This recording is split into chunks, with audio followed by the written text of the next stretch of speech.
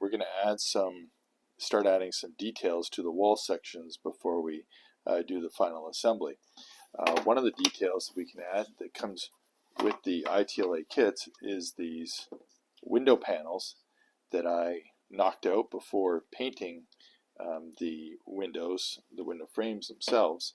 But these panels, so these were the little knockouts, and I have painted them up some different colors.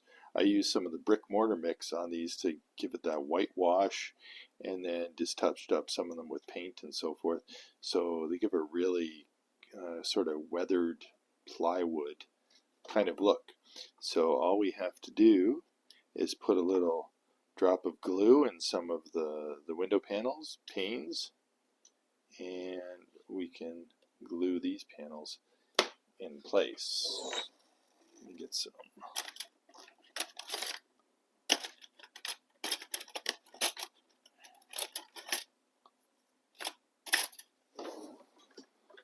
tweezers. We're going to use the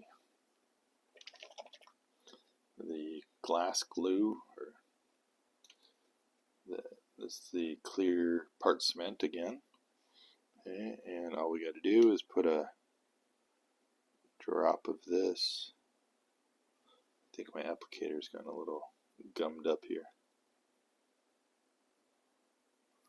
Let's get the poker.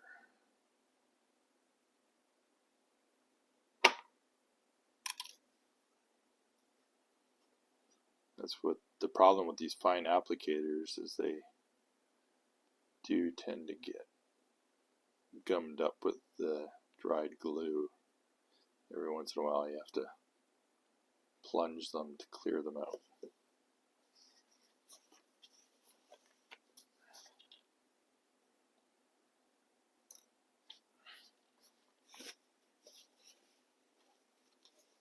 There, nice and clear. Just put a dab of glue on the pane, the window pane. I want that to go. Probably a good idea to put flat surface under the window just to make sure we don't push the glazing out of place. And then that can sit right in the frame like that. That looks really good. Happy with that. So let's go do a couple more random ones.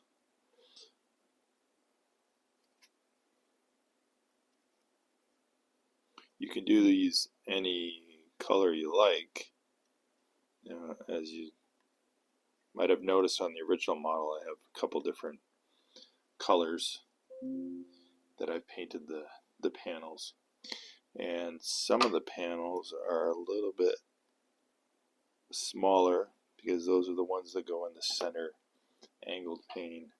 So I have to make sure I pick one of the smaller ones. Okay. And that's it. Kind of hard to see, but and this window is dry, and we can angle that slightly.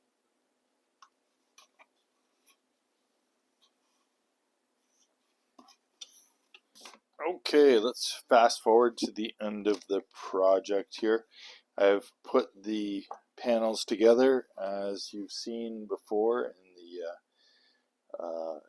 ITLA structures. They pretty much go together very easily with just white glue because they have this serrated edge. That just fits together.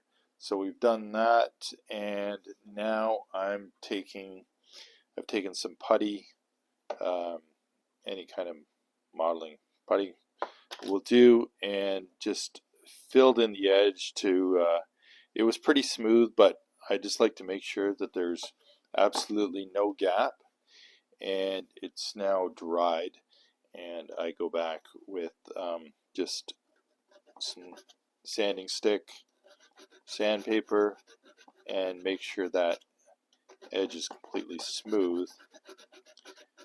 And because it's still wood and it holds together really well, it sands really nicely, and you can get a perfectly smooth edge so you can't see any seam, and it's going to finish really nice. So this is already painted, so I'm going to do some touch-up. There it is.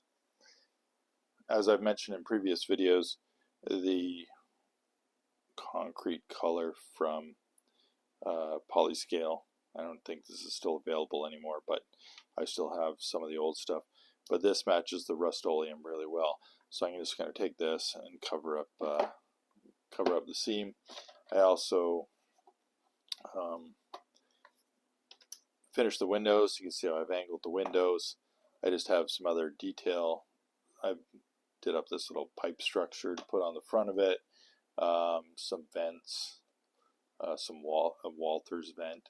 So this is all going to go on the structure once it's together. I still have to paint the roof black, and I also filled in the seams along the top and have sanded those down, so those have to be touched up. But you can see how strong this structure is now, now that it's all together. And so we just have to do a little bit more weathering, and it's pretty much done. So I'll check in again in a few minutes after I do this touch-up paint.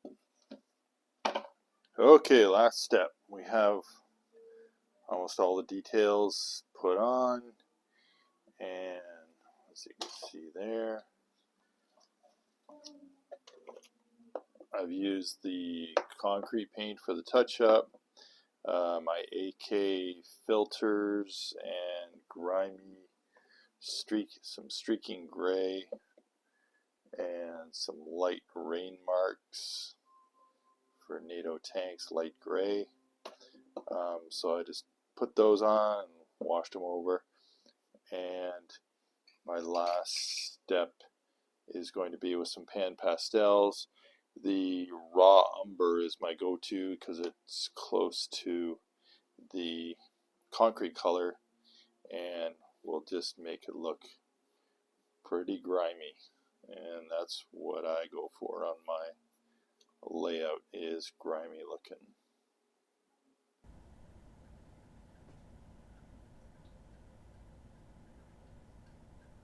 We're just going to continue to spread the raw umber around, putting more of it down at the bottom of the walls and just blending it in. There's no real right way or wrong way to do this.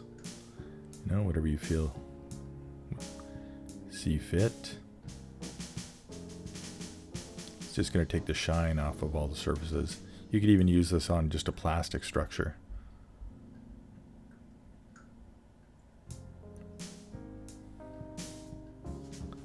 Now I'm using a little bit of the darker colors underneath the vents and more down at the bottom of the walls, especially under the dock area here. After this is all done, I'm going to hit it with a layer of dull coat, and it's going to lighten the colors just a little bit. Now we're standing the model up, hitting the horizontal surfaces where you're going to get dust and dirt collecting on top of those pipes there.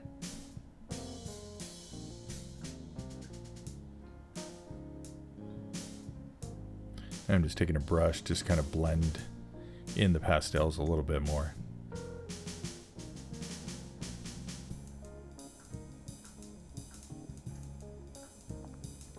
Now we're going to add a few more details.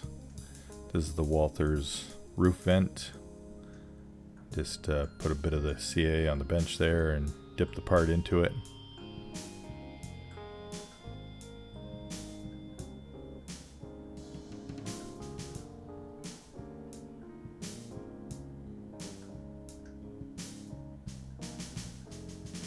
Now put an ITLA vent stack on there.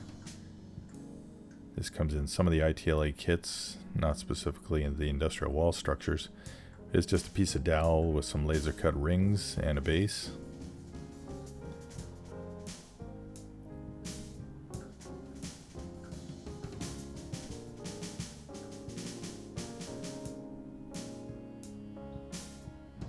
All the rust effects there. I just paint everything kind of a light gray and then use the AK washes, the light rust, dark rust, and some of the pan pastels have rust colors as well, but I like the enamel washes for the rust effects. Now we're just blending in the base of the vent stacks with the roof and putting a little more grime on the top of those.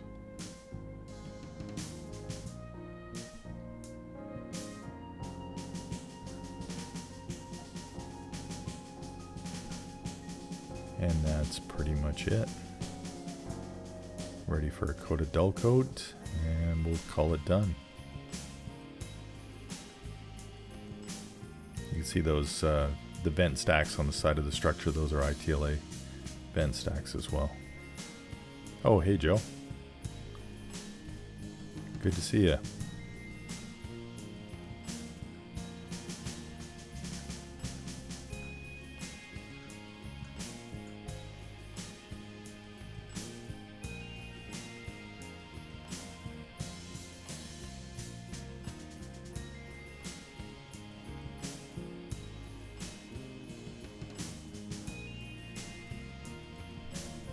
And that's the ITLA 2-story industrial structure that I completed earlier.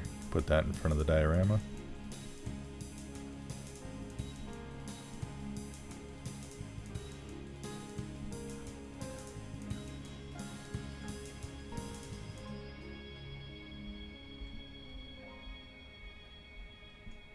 And that's pretty much it.